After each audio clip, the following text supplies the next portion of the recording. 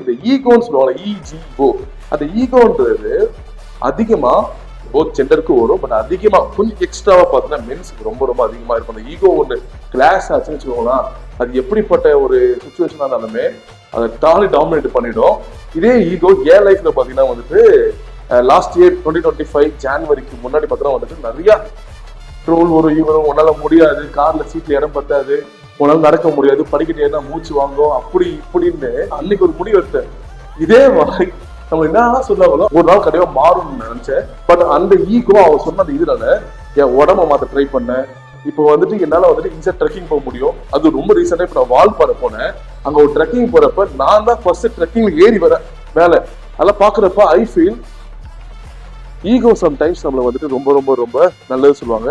கரெக்டான விஷயத்துல அந்த ஈகோ யூஸ் பண்ணீங்கன்னா அந்த ஈகோவை வேற லெவலுக்கு கொண்டு போவோம். அந்த ஈகோவை மட்டும் உள்ள விட்டு பாருங்க, அதுக்கப்புறம் அவன் பண்ற ஆட்டம் இருக்கு சீரியஸா வேற மாதிரி இருக்கு.